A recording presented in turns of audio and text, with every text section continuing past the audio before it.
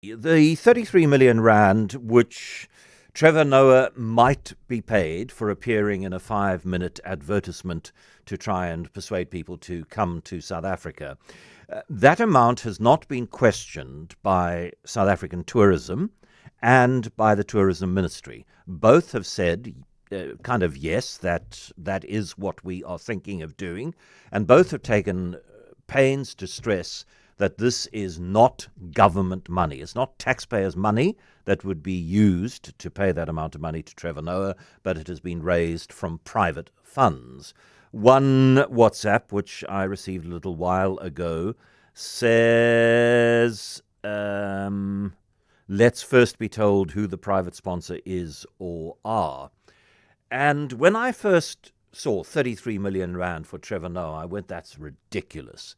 And then I thought, hold on a second, and I did a little bit of research, and I came to this figure is quoted across quite a few sort of formal statistical sites, that the average visitor to South Africa from overseas spends the average spend of an international tourist in South Africa is 21,000 rand. So I thought, okay, how many visitors does one have to attract for the multiple of 21,000 rand to reach the 33 million rand that Trevor Noah is reportedly going to be paid?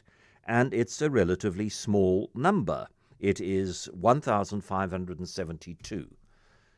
So if this ad attracts 1,572 visitors to South Africa, who, if they'd not seen Trevor Noah extolling the virtues of coming to South Africa, would not have come here, his fee has been paid. Gillian Saunders is an independent tourism advisor. Gillian, good afternoon. Good afternoon, John. What do you think of my logic in approaching this? I think your logic is great and your maths is good, but I think it's even better than what you say. Trevor is a global name and also in South Africa, but he's very prominent, obviously, in the US after having worked on his show in the US for a number of years. Our US tourists, on average, in 2022 spent 33,500 rand, and that was only in South Africa. I don't know how much prepaid expenditure. A lot is spent before they get here. It includes their flight, obviously, which doesn't all come back to South Africa by any means. But a lot of the hotel and where they stay and internal transport within South Africa, they buy in advance. Now, in 2018, when I last had that number in the statistics, and I've searched for it, but they're not producing it anymore, they were spending double the amount they spent in country before. So they were spending then 46,000 before they left the country, and a chunk of that comes here. So actually, the USA tourists are spending 46% more in 2022 than they spent in 2019. Probably a lot of reasons for that, but it's still, we're quite convinced that they're spending more. So when I unpack it, I reckon coming to South Africa, into our economy, a USA tourist is worth 55 to 60K each, 55,000 to 60. So I need 550 or 600 more tourists from the USA only, and that's excluding the rest of the world. So it's a slam dunk if we get Trevor to do an ad for South Africa and it brings in 500 or 600 people easily, we'll have probably remade our money. But maybe I can just put it in context. The 33 million isn't all going to Trevor. These are early days of the talks. It's entirely the private sector, spearheaded by the Tourism Business Council of South Africa, which is a private sector tourism association that is an umbrella association of many different private sector sub-associations.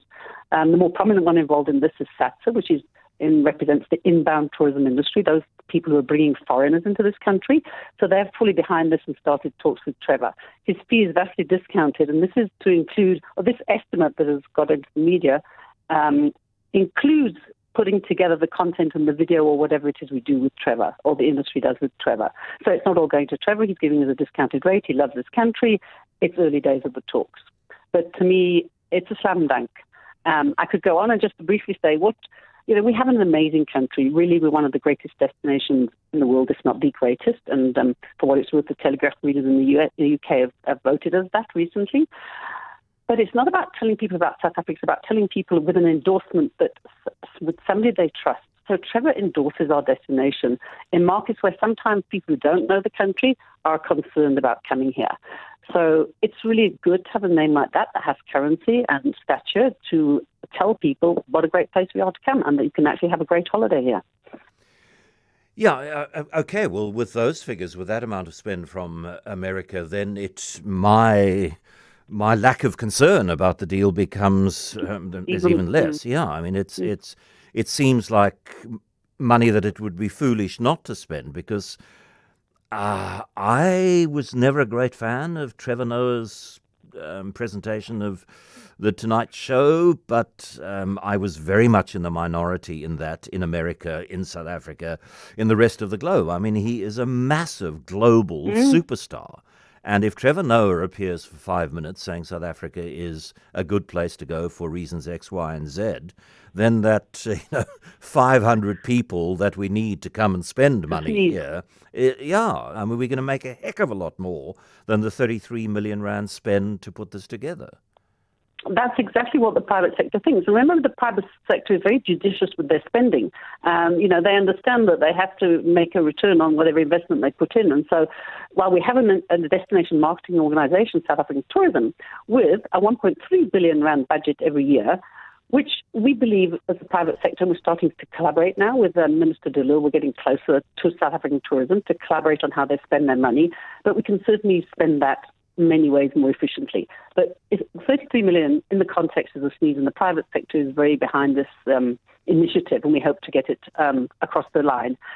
Trevor also did an ad earlier this year. I don't know if you saw it or any of your readers saw it. It's an ad for tourism to Switzerland. Switzerland's a very different destination, and it was also done with Roger Federer. The two of them happen to be half Swiss, but they also both happen to be half South African. They haven't gone for Roger as well. But, I think Trevor's currency as helping to promote a destination has already been proven with the Swiss ad, which had huge numbers of views. And many people roundly explaining what a fantastic campaign it was for Switzerland.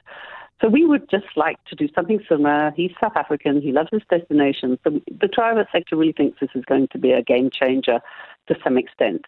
And we use as a context, once upon a time, somebody called Crocodile Dundee, a crazy Australian, really put Australia on the map for the North American market.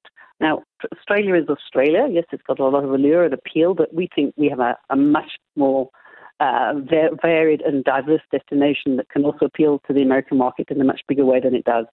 And, I gave you the spend for last year on the American tourists or the USA tourists.